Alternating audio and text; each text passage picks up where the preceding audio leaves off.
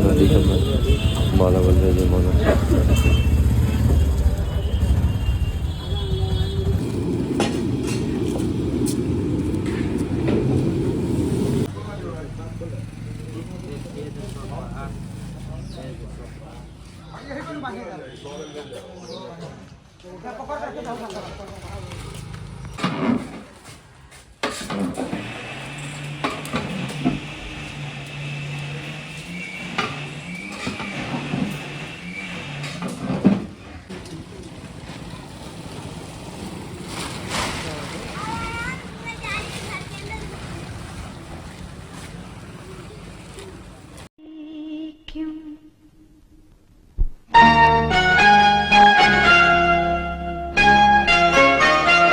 पापा मैं छोटी से बड़ी हो गई क्यों?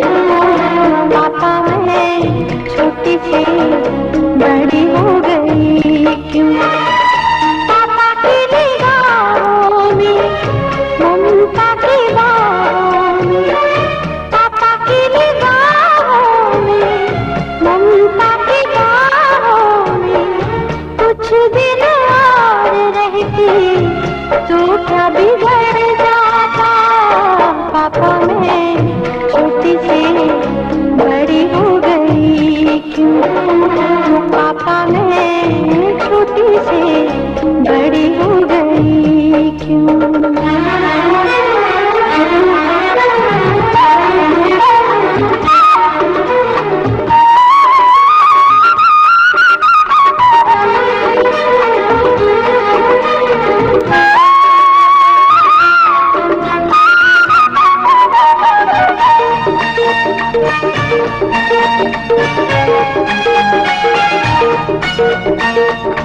गया वो बचपन, गए वो सपने, बेगाने हो गए सारे वो अपने। नन्ही सी तू गुड़िया मेरी, नन्हा सा वो झूला तेरा, जहाँ मैं हुआ वहीं पे मुँह फूला तेरा। फिर तू बना लेता, गले से लगा लेता, दिन यही और रहते तो क्या बिगड़ जाता? पापा मैं छोटी से बड़ी हो गई क्यों? पापा मैं छोटी से बड़ी हो गई क्यों?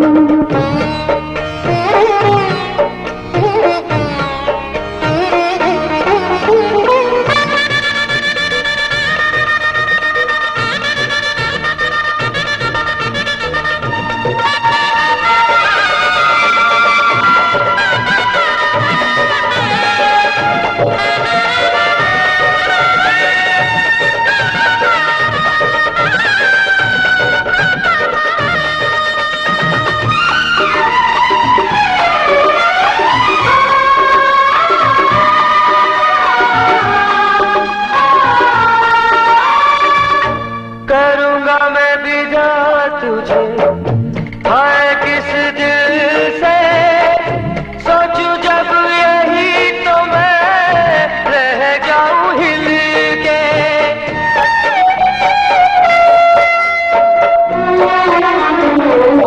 करूँगा मैं बिगा तुझे, हाय किस दिल से सोचूं जब यही तो मैं रह जाऊं हिल के।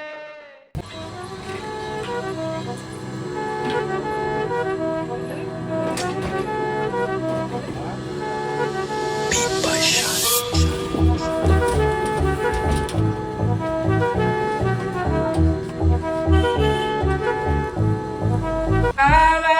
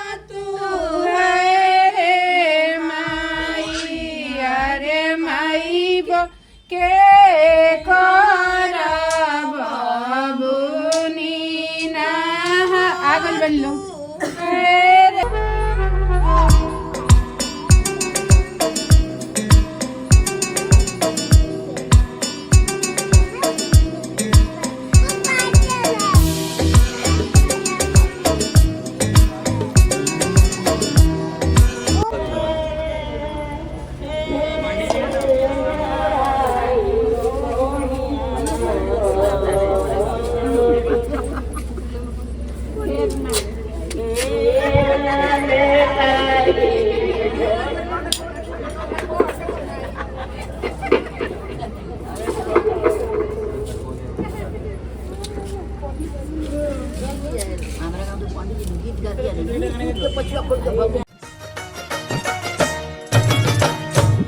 हर बास के मड़ौवा त देखते सुहावन लागे है।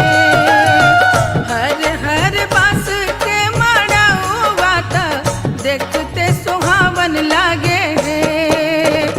ताही में जड़ल हीरा लाल बहुत मन भावन लागे है। ताही में जड़ल हीरा लाल बहुत मन भावन लागे है। ताही में जड़ल हीरा लाल बहुते मन भावन लागे है। ताही में जड़ल हीरा लाल बहुते मन भावन लागे है।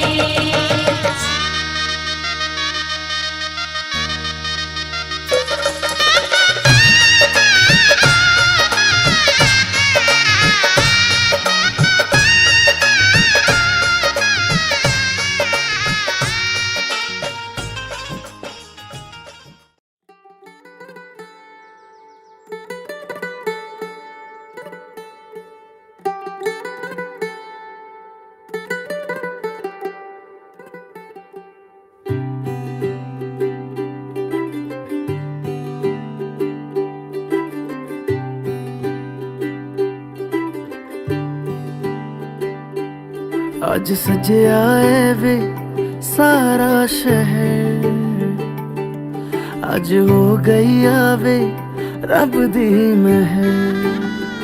हाय सजया है वे सारा शहर, आज हो गई आवे रब दी महर।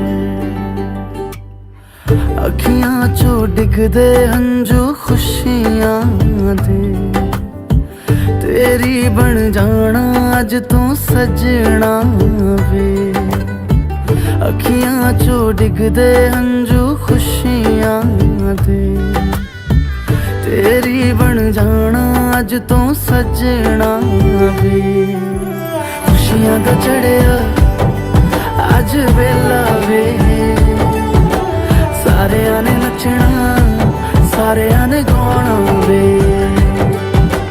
खुशियां दा चढ़िया अज वेला वे, सारेयां ने नचना सारेयां ने गाना वे।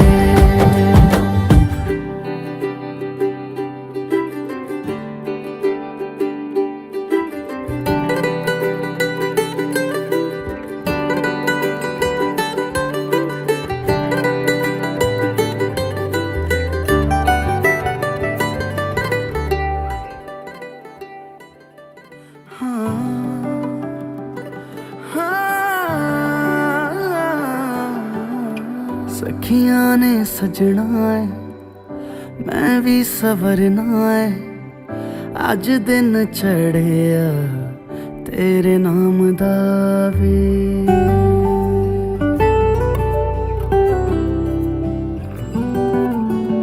सखियां ने सजना है मैं भी सवरना है, अज दिन चढ़िया तेरे नाम दा वे। दिल नहीं लगता है वे आके तू ले जावे, मैं तेरे इंतजार च तकदियां राह। अखियां चो डिगदे हंजू खुशियां दे, तेरी बन जाना अज तू सजना वे। अखियां चो डिगदे हंजू खुशियां दे, तेरी बन जाना अज तू सजना वे। खुशियां दा चढ़िया अज वेला।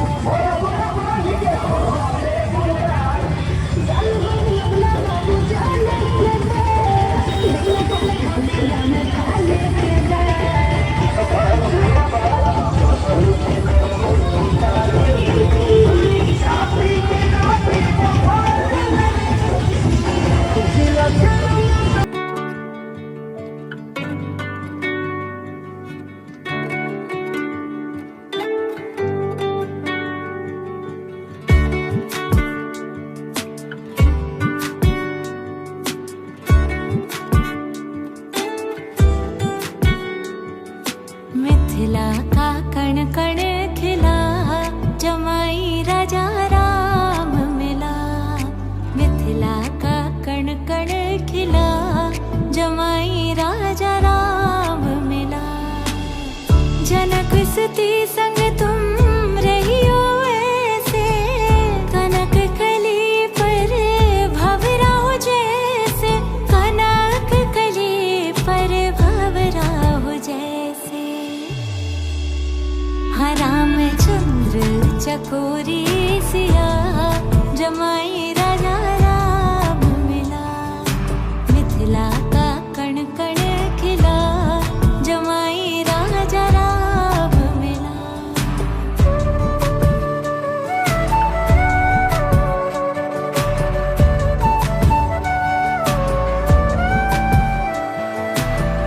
कनक अटारी जनक दुलारी, निरख रहे हैं तो धनुधारी। निराख रहे हैं तो धनुधारी। लेके पलकों में तुमको छिपा, जमाई राजा राम मिला। मिथिला का कण कण खिला, जमाई राजा राम।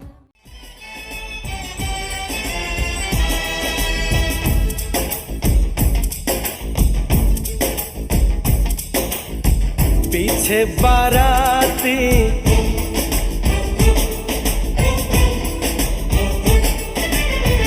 आगे बैंड बाजा,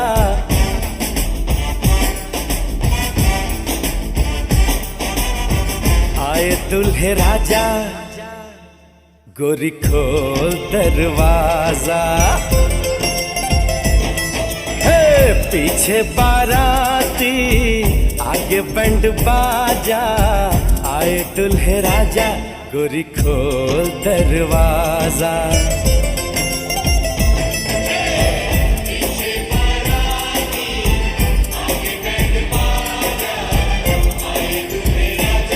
गोरी खोल दरवाजा।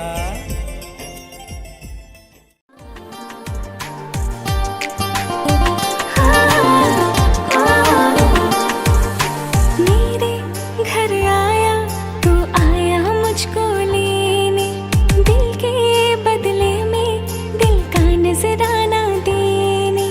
मेरे घर आया तो आया मुझको लेने, दिल के बदले में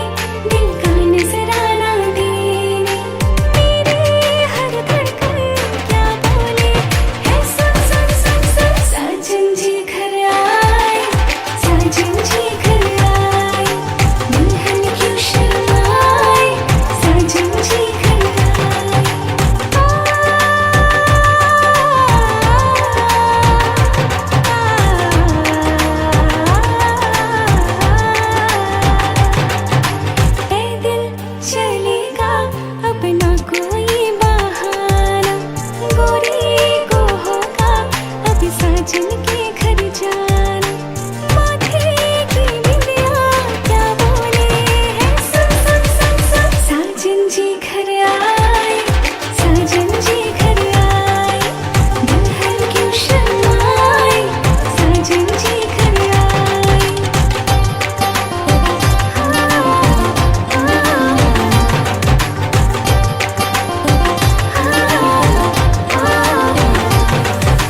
दीवाने की चाल में फंस गए मैं इस जाल में है सखियों कैसे बोलो बोलो ना समझे नादान है ये मेरा एहसान है चाह जो इसको कह दो दिल ये ना चाहे अपनों को छोड़ जाए ना जाने बाबुल के घर होते क्यों पराए हाय फिर भी चूड़ी क्या बोले है सुन सुन सुन सुन साजन जी घर आए साजन जी घर आए दुल्हन क्यों शर्माए साजन जी घर आए साजन जी घर आए साजन जी घर आए दुल्हन क्यों शर्माए साजन जी घर आए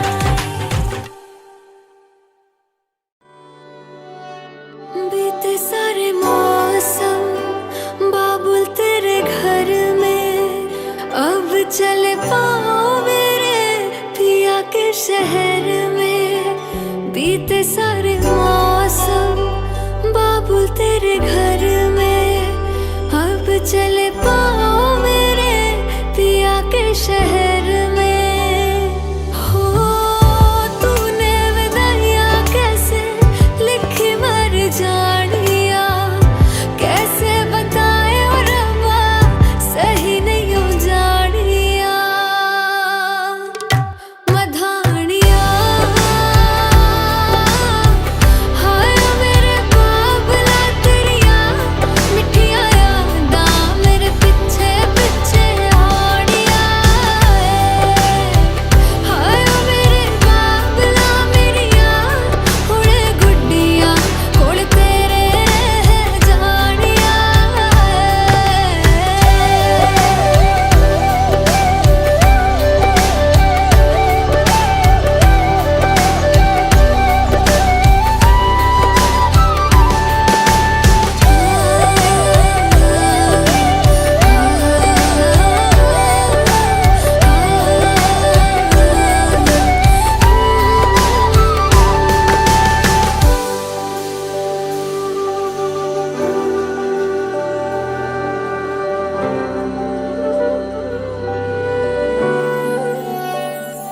हो कुछ भी नहीं है तेरे कदमों से आगे कदमों से आगे कदमों से आगे तुझसे जो बांधे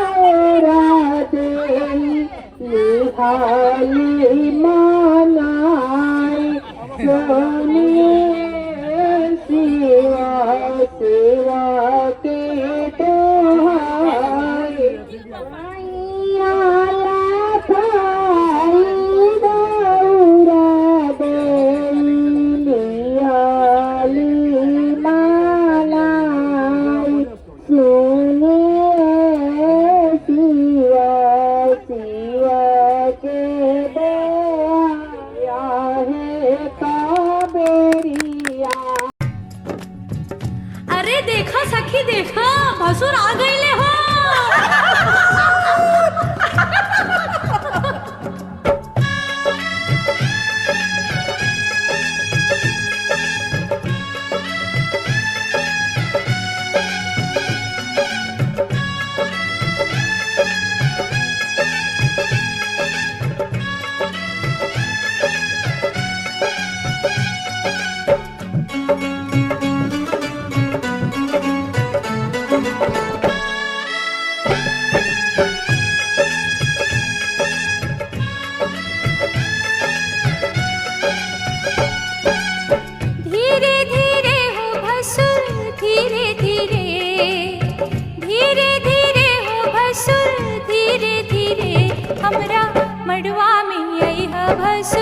धीरे धीरे हमरा मंडवा में आई है भसुर धीरे धीरे।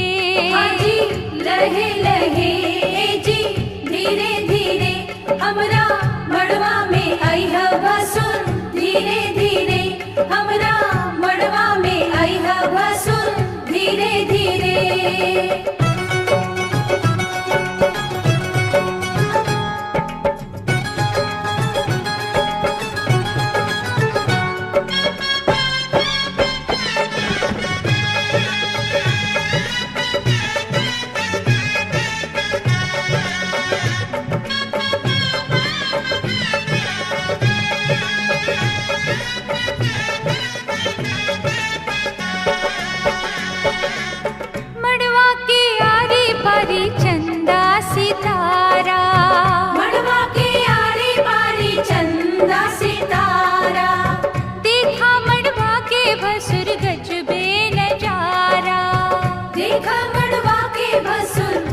वे नजारा आहे बच के समय है भसुर धीरे धीरे, बच के समय है भसुर धीरे धीरे, हमरा मड़वा में आई है भसुर धीरे धीरे, हमरा मड़वा में आई है भसुर धीरे धीरे। हाजी लहे लहे जी धीरे धीरे, हमरा मड़वा में आई है भसुर धीरे धीरे, हमरा मड़वा में आई है भसुर धीरे धीरे।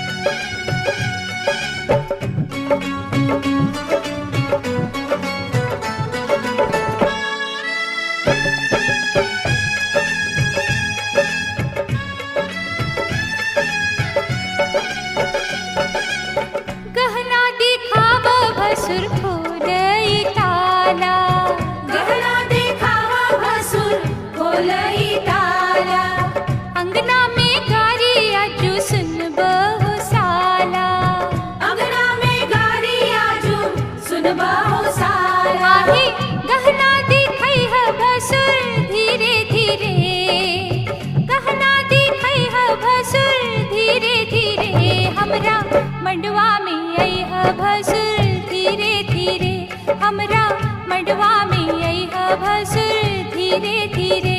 हाजी लहे लहे जी धीरे धीरे, आजू ललसा पूरई है भसुर धीरे धीरे, आजू ललसा पूरई है भसुर धीरे धीरे।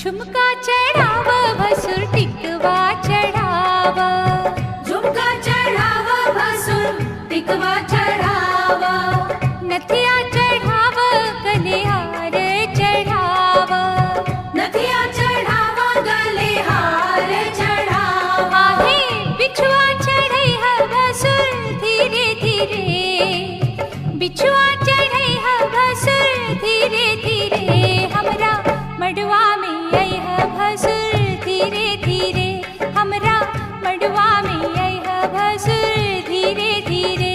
हाजी लहे लहे जी धीरे धीरे, आजू मनवा हरसई है भसुर धीरे धीरे, आजू मनवा हरसई है भसुर धीरे धीरे।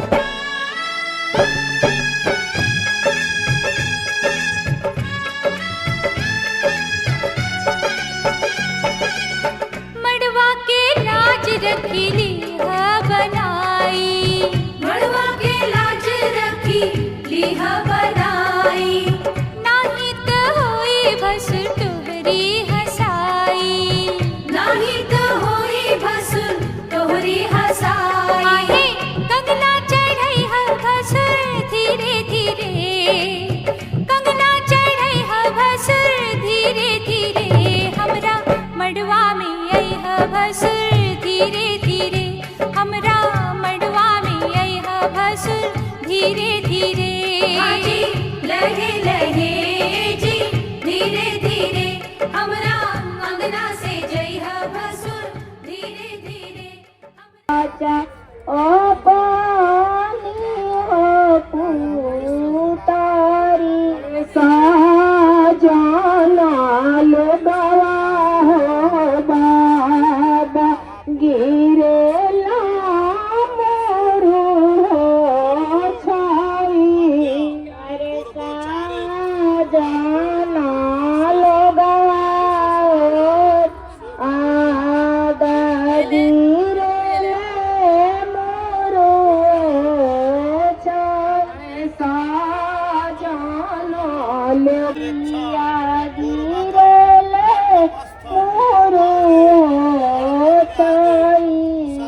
काई खियानी समाधि काई जड़वाए समाधि दिया के रात जिंदगी निमाहली सीता जी के मड़वा में कृष्ण जी के फोटो जी का मड़वा में कृष्ण जी का फोटो है सीता जी के मड़वा में कृष्ण जी के फोटो जी का मड़वा में कृष्ण जी का फोटो ही बचाते बचाते पेटी खोल के भासुरी टीकावानी काली घर बनी के चौकाना बैठी घर में छिपाई के रखती ओरियाना ओरियन हो बाबा बैठे बड़े हो नितिया ओरी तारा ओरी हो तारा बैठे बड़े हो निति ओरियाना ओरियन हो बाबा बैठे बड़े हो नितिया ओरियाना ओरियन हो पापा बैठे बड़े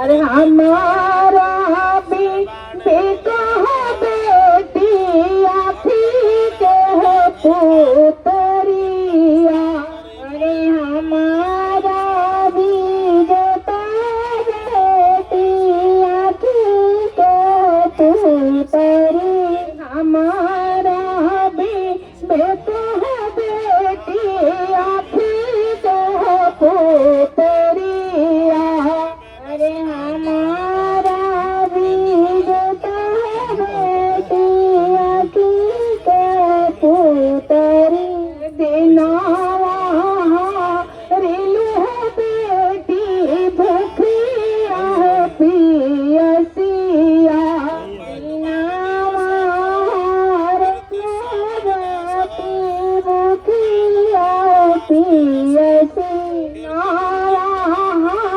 रेलू बेटी भूखिया पियसिया दिनावा रेलू बेटी भूखिया पियसिया रेलू बेटी पता रखो निंदिया रतिया रेलू बेटी चाचा रखियो निंदिया अरे रतिया रेलू बेटी चाचा सेमती गंगा बहाते चलो सेमती गंगा बहाते चलो तरावती कौर कंगन चढ़ाते चलो हार पर जय हिंद लिखाते चलो हार पर जय हिंद लिखाते ज्योति को ज्योति जगाते चलो प्रेम से टिकवा चढ़ाते चलो प्रेम से हरवा चढ़ाते चलो कांगने मुट्ठी चढ़ाते चलो रिया पर जय हिंद लिखाते चलो अंगूठी पर जय हिंद लिखाते चलो ज्योति से ज्योति जगाते चलो प्रेम से गहना चलो मंगलम सीतां भगवन् हृदयस्थो मंगलाय कलो हरिः तदेव तदेव ताराबलं चन्द्रबलं तदेव विद्याबलं दैवबलं तदेव लक्ष्मीपते तेन्द्रयुगमस्मरामि लाभस्ते खां जयस्ते खां कुतस्ते खां पराजयः दुष्टां नित्यवरस्यामो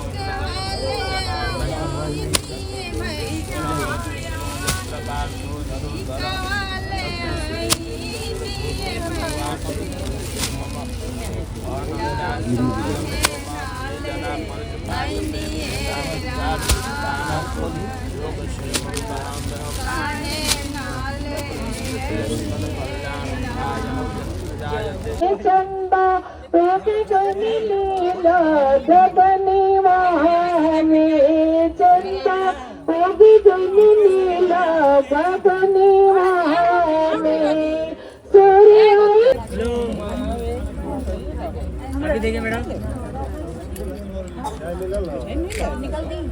छोटी चूकी सासू अम्मा लमहर दामाद हो तनिए सा निहुराए बाबू पर छबली लार हो तनिए साली हुरे बाबू पर छबली लार हो तनिए साली हुरे बाबू जनकपुर के गलिया में भीड़ बारी यार हो जनकपुर की गलिया में भीड़ बरियार हो परिछेली सासू अम्मा टीके लीलार हो परिछेली सासू अम्मा टीके लीलार हो परिछेली सासू अम्मा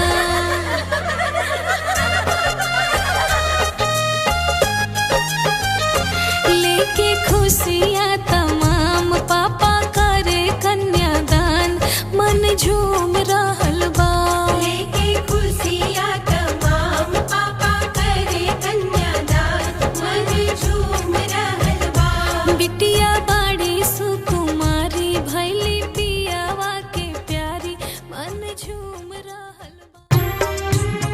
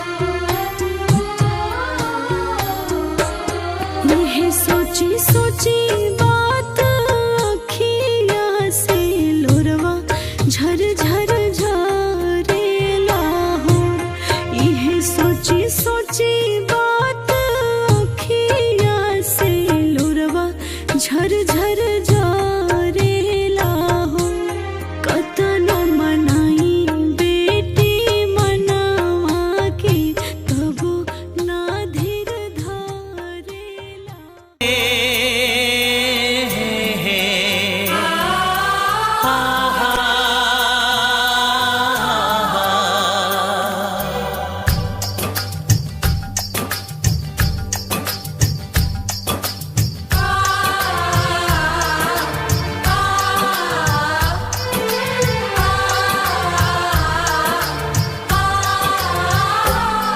ये बंधन दिलों के बंधन, ये नाते दिलों के नाते, ये बंधन दिलों के बंधन, ये नाते दिलों के नाते तय होते हैं अंबर पे धरती पे जोड़े जाते।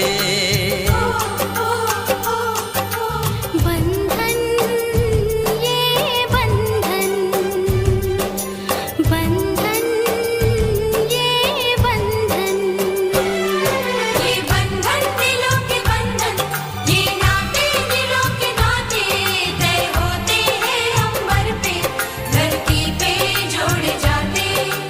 बंधन ये बंधन बंधन ये बंधन।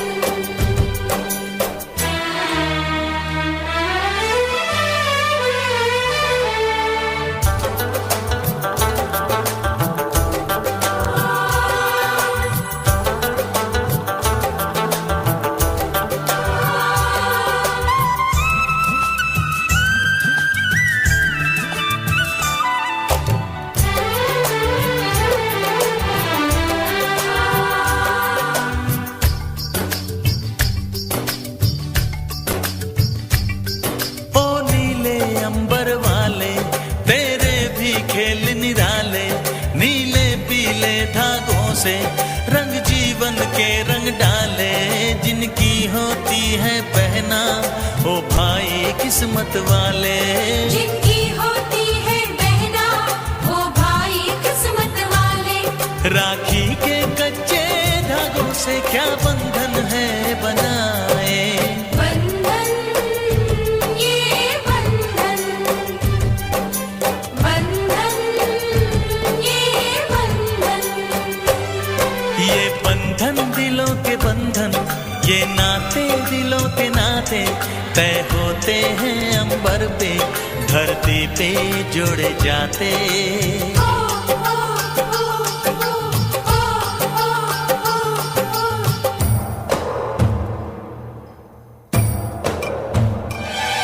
अरे महादेव बंधुरे, महादेव बंधुरे।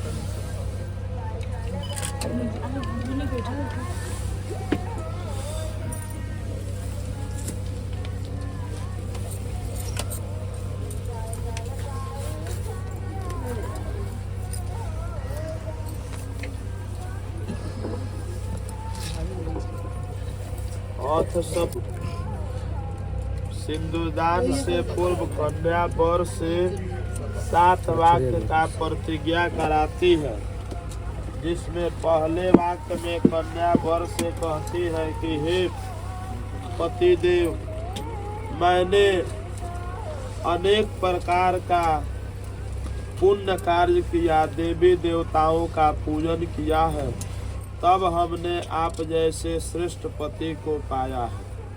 गृहस्थ आश्रम में कभी दुख आते हैं, कभी हे पति देव, व्रत करना, व्रत का उद्यापन करना और दान करना, यह स्त्रियों का प्राकृतिक लक्षण है। अतः आप इस धार्मिक कार्य में किसी प्रकार का हस्तक्षेप अर्थात बाधा नहीं पहुंचावेंगे, बल्कि मेरा अधिक से अधिक धार्मिक कार्य में सहयोग करेंगे।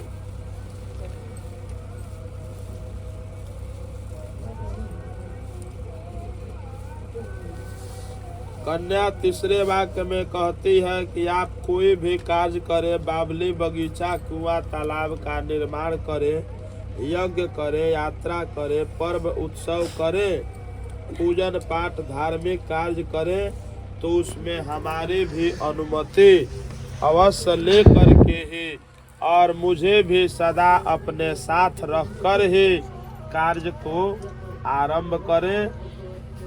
चौथे वाक्य में कन्या कहती है कि आज से हम लोग गृहस्थ जीवन में प्रवेश कर रहे हैं। आप अपने पुरुषार्थ से जो कुछ भी गाय, बैल, पशु, अनाज, रुपया, पैसा का अर्जन करेंगे, वह सदा मेरे हाथों पर रखेंगे और हम दोनों की सहमति से खर्च इत्यादि का विचार किया जाए। पांचवें वाक्य में कन्या कहती है कि हाथी, घोड़े आदि पशुओं की खरीद या बिक्री करें या कोई भी कार्य आप करें तो उसमें सदा हमारी अनुमति, हमसे सम्मति अवश्य ले करके ही करें। छठे वाक्य में कन्या कहती है कि हे पतिदेव, विवाह में आपने तरह तरह के आभूषण, गहने, कपड़े दिए, हीरा मोती आदि नवरत्न, सोना चांदी का बना हुआ आभूषण दे करके फिर उसे बाद में लेने का किसी प्रकार का लोभ नहीं करेंगे। सातवें और अंतिम वाक्य में कन्या कहती है कि हे पतिदेव, हमारे घर में, हमारे माता पिता के घर जब कोई मांगलिक कार्य होगा, विवाह, जनेऊ होगा, कोई पर्व उत्सव होगा, अगर मेरे मायके से मेरा बुलावा न भी आया हो और मैं मायके चली जाऊं, तो आप इस कार्य के लिए हमें अपमानित नहीं करेंगे। आज से आप हमारे लिए पति श्रेष्ठ हैं। हम दोनों आज से गृहस्थ जीवन में प्रवेश कर रहे हैं। विवाह संस्कार से ही व्यक्ति गृहस्थ जीवन में प्रवेश करता है। हे पतिदेव, आप मेरे अतिरिक्त अन्य कोई स्त्री कितनी भी सुंदर हो, लेकिन आप उसके तरफ ताक झांक इत्यादि न करें। इसी प्रकार वर के भी 5 वाक्य हैं। वर कहते हैं कि हे प्रिय, तुम्हारी हर शर्त मुझे मंजूर है, लेकिन मेरे भी कोई शर्त है, उसे ध्यान से सुनो। वर प्रथम वाक्य में कहते हैं कि हे प्रिय, जब तक मैं घर पर रहूंगा, तुम्हारे साथ रहूंगा, तब तक तुम सब प्रकार का श्रृंगार करना, हंसी मजाक करना, तेल उबटन लगाना, सामाजिक उत्सव करना, हंसी मजाक करना, पराए घर भी जाना। लेकिन जब मैं घर पर न रहूं, परदेश में रहूं, तो पतिव्रता स्त्री को इन सभी कार्यों से मुंह मोड़ लेना चाहिए। दूसरे वाक्य में वर कहते हैं कि हे प्रिय, हमारा और तुम्हारा यह विवाह जो संपन्न हो रहा है, इसमें साक्षी गवाह के रूप में साक्षात भगवान विष्णु हैं, अग्नि देव हैं, ब्राह्मण हैं, सजाते भाई बंधु हैं और पांचवा ध्रुव तारा है। इन सबको साक्षी मान करके आज से तुम मेरी धर्म पत्नी हुई। तीसरे वाक्य में वर कहते हैं कि हे प्रिय, देखो हमारे चित्त के अनुकूल तुम्हारा भी चित्त होना चाहिए, हमारे मन के अनुरूप तुम्हारा मन होना चाहिए, हमारे हर उचित वाक्य का उल्लंघन कभी मत करना, जो मैं कहूँगा उसे सदा अपने हृदय में धारण करना। इस प्रकार पतिव्रत धर्म का पालन करना। चौथे वाक्य में वर कहते हैं कि हे प्रिय, आज से हम दोनों गृहस्थ जीवन में प्रवेश कर रहे हैं। तुम मेरे अर्धांगिनी बन रही हो।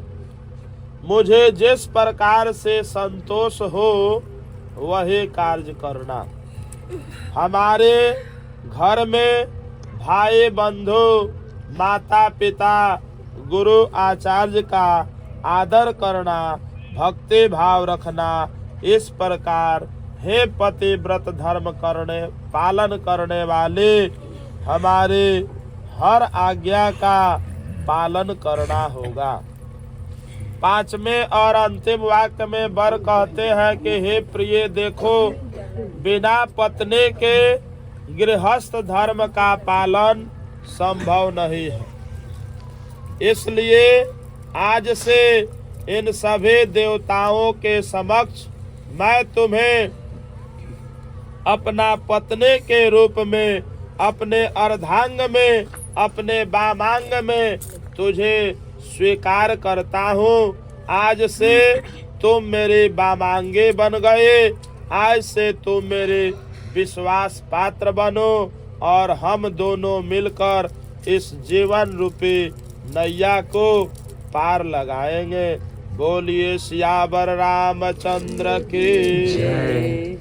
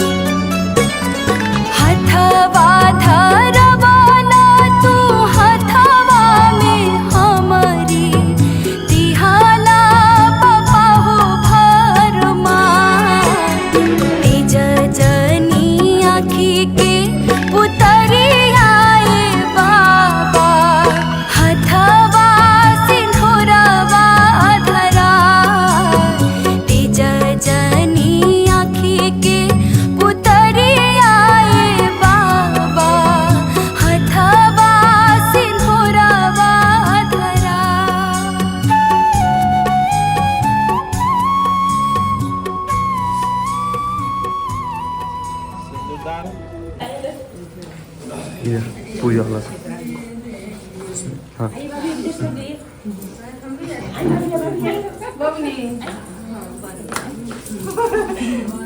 से बहिन उन्हें से भूल जाए।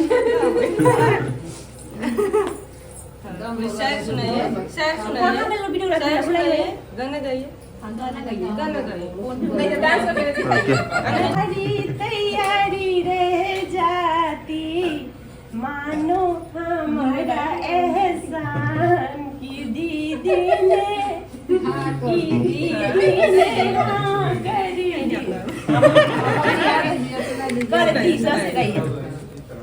सुनाइए। आप गई मैं आपकी बारी। चलिए गाना मुझे आता है तो कभी तो सुनाओ। तो फिर यहीं पे खड़े रहे। वहीं में खड़े रहूंगा, कोई दिक्कत नहीं। पापा जी का कॉल भी आया था, बोल रहे 4:30 का टाइम है, टाइम पार हो रहा है। सुनाइए सुनाइए काय जाए दिशान बड़ी अभी से दिमाग घूमो सुनाइए जल्दी से। जल्दी सुना दीजिए ना, सुना दीजिए। सुना दो। उनको थोड़ी जगह है वो थोड़ी देर आप सुना दीजिए। गाना कोई भी सुना सकता, भी सुना है। आप ऐसा थोड़ी है आपकी आवाज सुनना। आप सलमान के बूढ़े आप गाइए तो जिया जी सुना दी। नहीं गाने आना चाहिए ना, तभी तो लिरिक्स फोन में लिरिक्स निकाल के दे दिए। हाँ कोई दिक्कत नहीं, यही गा दिए। हर घर में बस एक ही नाम, एक ही नारा गूंजेगा। आप यही नाम भी गा दीजिए। गा रहे हैं मेरे साइड से। गाइए जल्दी से। फिर नेक लगेगा गाऊंगा मैं तो। नेक लगी चलिए। हाँ हाँ बिल्कुल गाइए। नहीं पहले 20,000 निकालिए फिर गा। निकालिए 20,000 हाँ देरी होगा जल्दी जल्दी। तो मामा बस लागम सब शायरी सुना दीजिए। शायरी एक काम कीजिए, धक्का मार के ढूंढ दीजिए। नहीं, पहले सुना दी, अभी सुनाने वाले थे। नहीं बैठिएगा तो खड़े रहिए। सुनाइए रहिएगा तो क्या होगा बताइए, कुछ नहीं कीजिएगा। नहीं सुना रहे हैं आप लोग तो रुक ही नहीं रहे। कम होगा तो मारिए।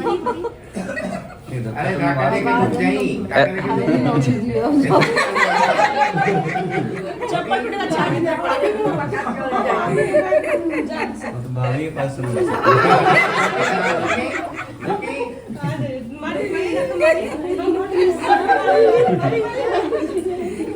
कोई नहीं, जिया जी आज खाए नहीं है। घुसी दिन ललवान ये घुस दे सोन यही दे बिना खर्च कितना टाइम नहीं इतना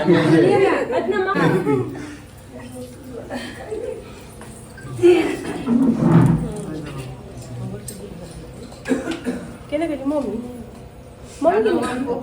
जल्दी का फुआ जी के बोले ना कवर के गीत फुआ जी अंदर है।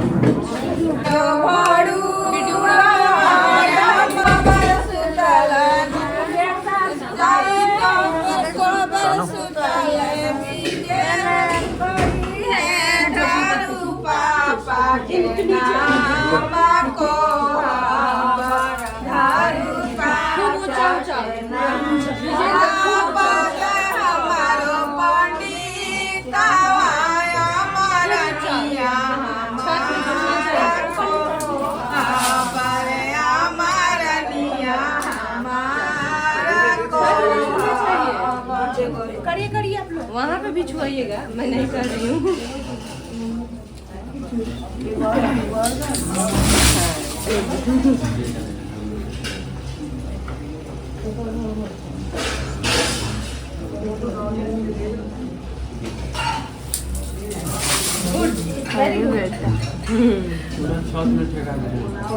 वैसे करना चाहिए। हाँ करना चाहिए।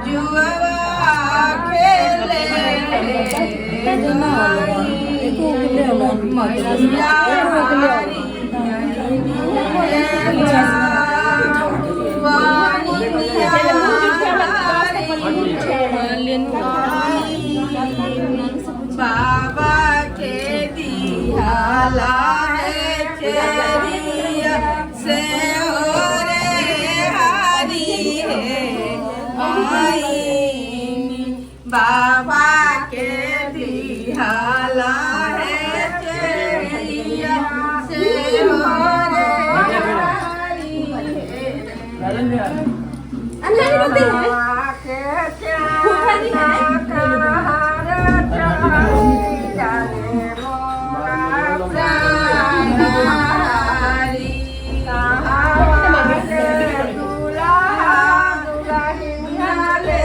पीछे हटे ना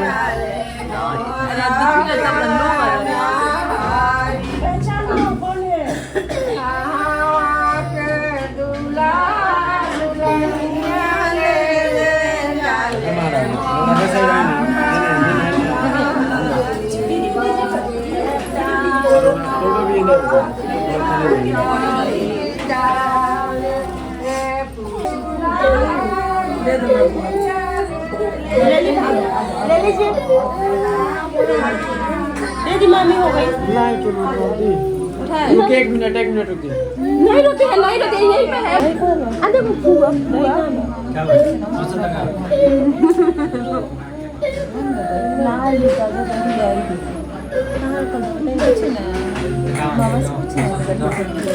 मामा कहाँ बने मम्मी दही लिया ना दही मीठा चीनी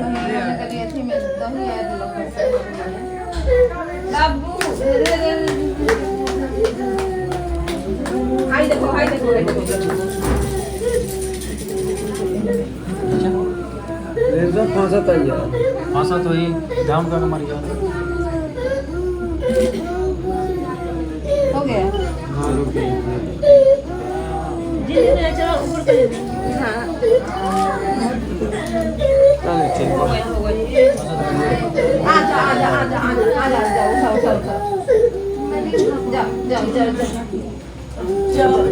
जाओ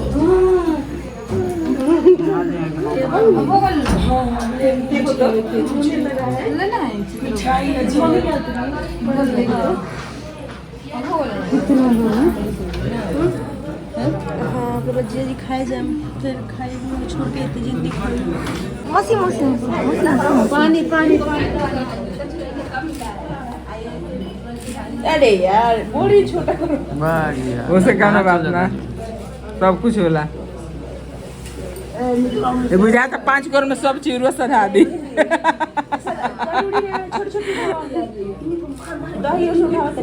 भूख तो लागले हुई बाबू के मैगी बनाई 2 मिनट में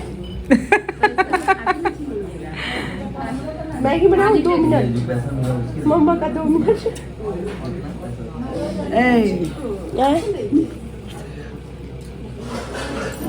खट्टा बाकी मीठा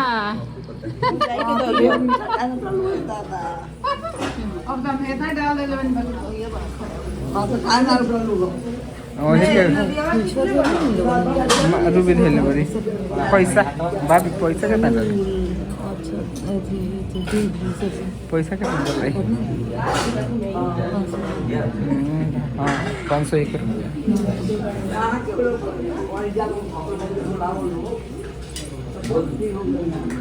बाबू सब मत खिया बाबू अपना खाए के डरे सब किया तो गजब रे खाले होती उठावती होती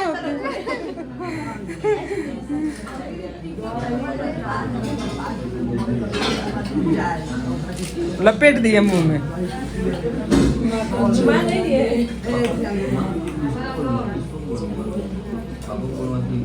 देख ला तनी बहुत चलाक भी सबसे डाल जाने से पड़ती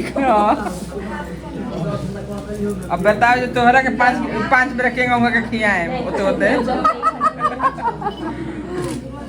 बाबू अब रहुआ कहाँ से खिया 5 बेर सब खाइए जब तो उनका का खिया बरका थरिया में धो दे के तो सब खा के नहीं दूल्हा खिया दी उनका के भाभी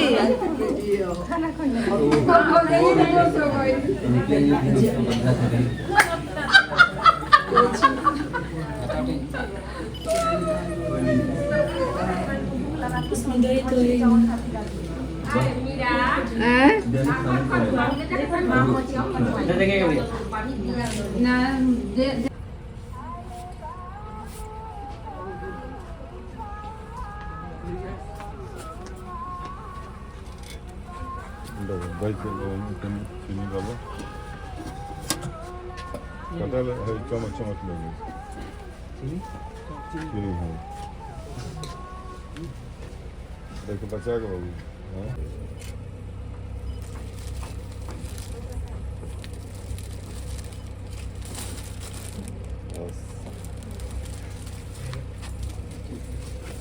चलेगा नीचे आपको उनकी तो